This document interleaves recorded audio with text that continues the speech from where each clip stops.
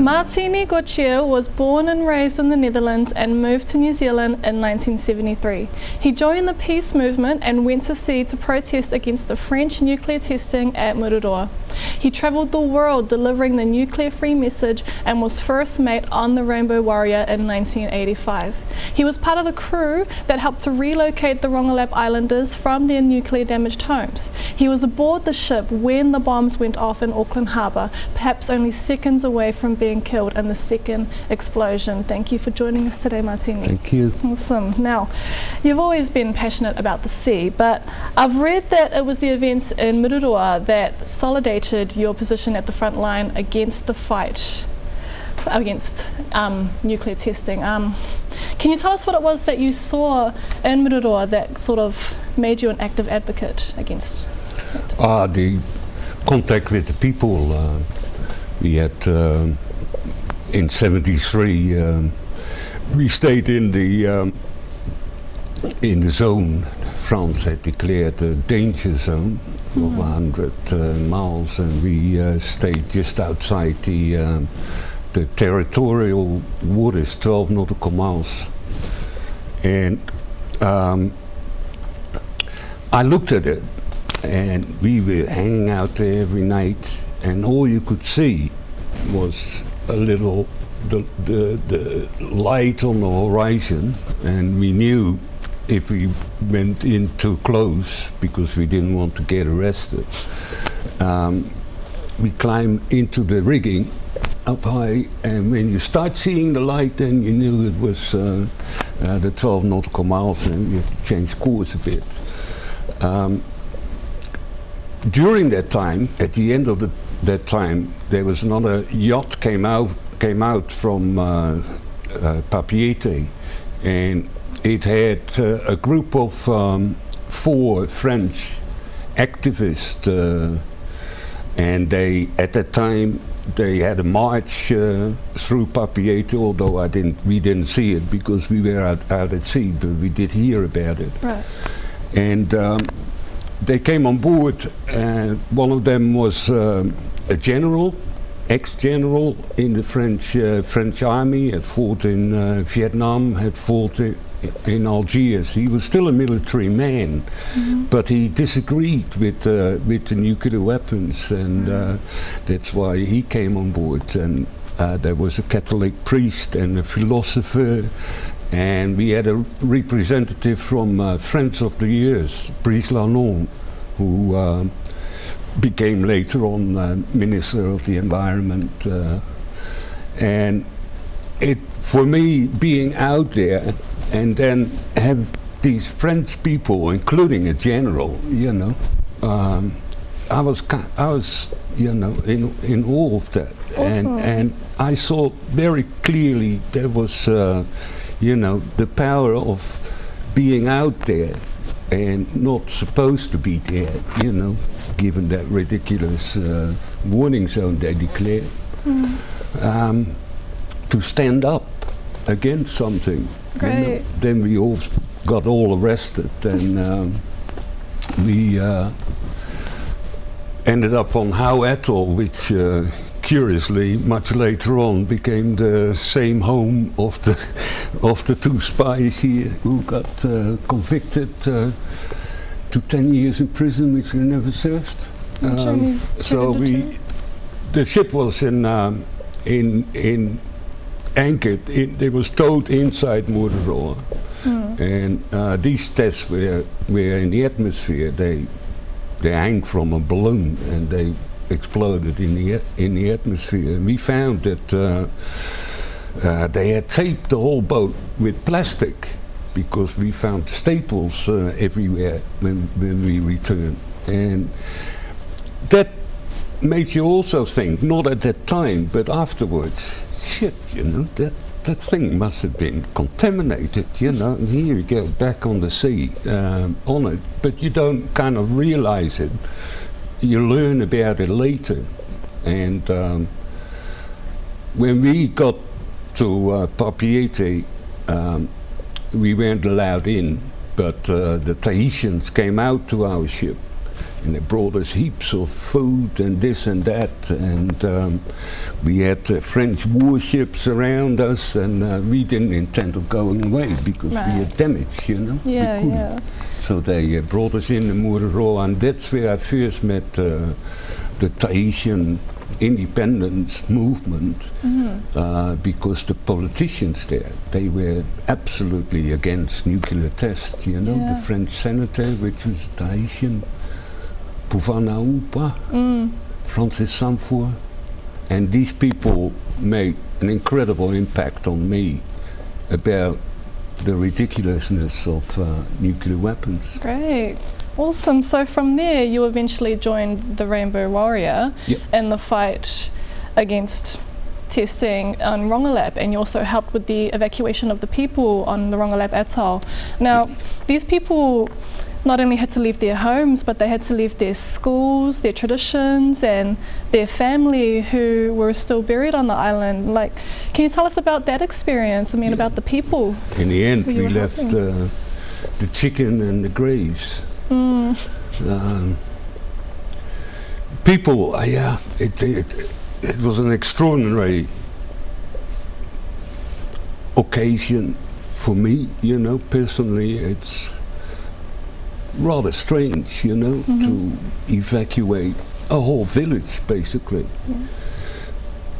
The reasons for it were quite simple, you know. And to me, the powerful people were the women. And when we arrived, they also came out on a little boat, and they had the banner for the future of our kids. And that is really the essence of it all, because over the time they can see that the radiation illness they all got in 1954, they could see that it passes on from generation to generation. And the mothers there, they were so concerned for their kids that that's the reason for the movement. It was Rongelap was contaminated, and they were evacuated for a time, but they could come back. They only got a caution: don't eat the food from the Northern Islands. We will bring you food, and everything will be okay. But you know, Marshall Islands is Marshall Islands. The boat doesn't always come, you know. And these people run out of their basic foods, and they have no other choice than to go fishing, and eat the food, eat the coconuts on the tree and the taro which grows, and these were always contaminated foods. Cool. So, like, for the most part, leaving your home, you're looking out for your future.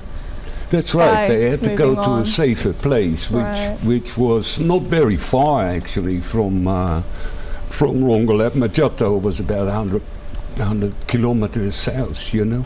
Cool.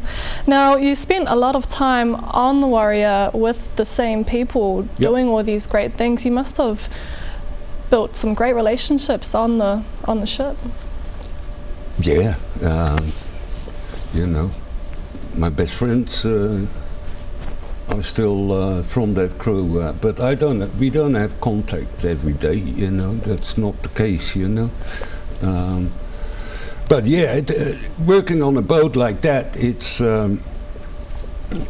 you come from different backgrounds, but to work a boat, you have to act as a team.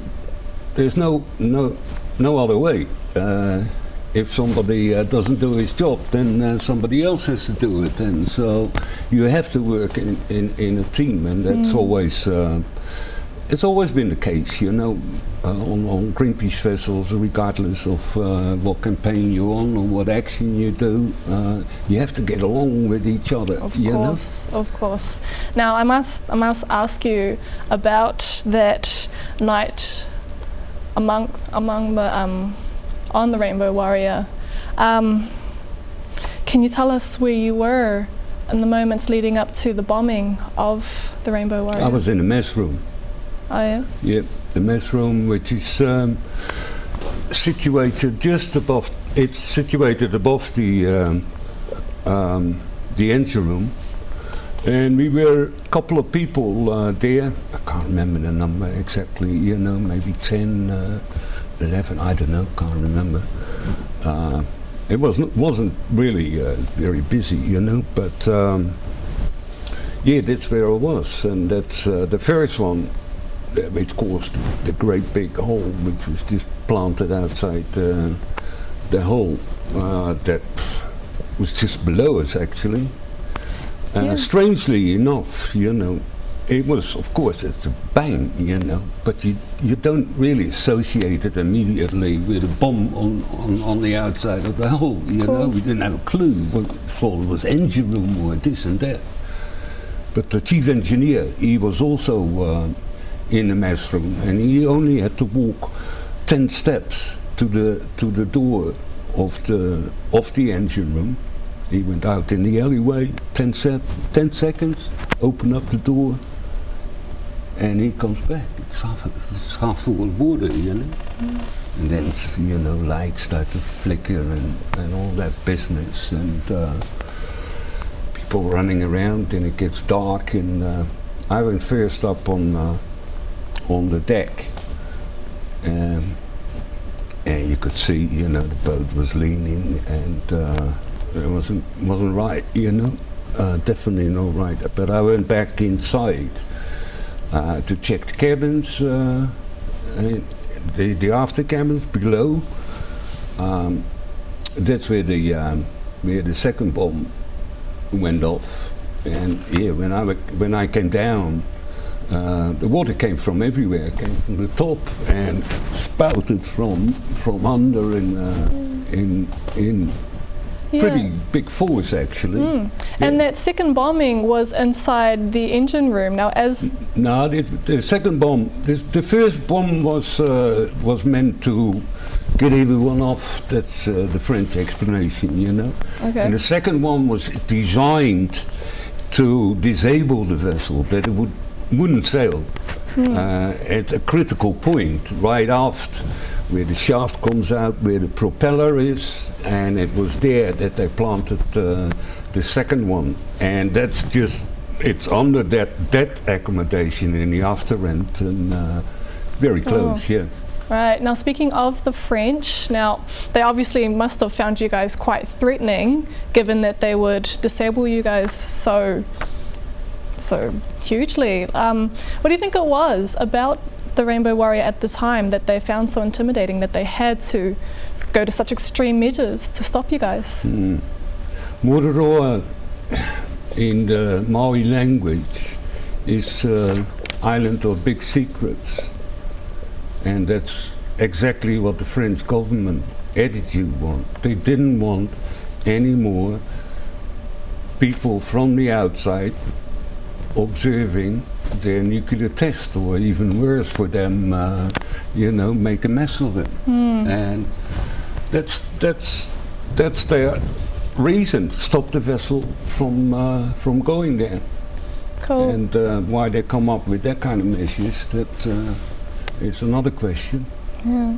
And you're still very active in the movement against testing and Greenpeace, yeah? Yeah, I still work for Greenpeace, but I work from home. I've turned into keyboard activist. Yeah, I'm a keyboard activist, you know. Yeah. And I work from home because I also raise my kids there. Yeah, you know? Yeah, awesome. No longer at the front line. Pardon?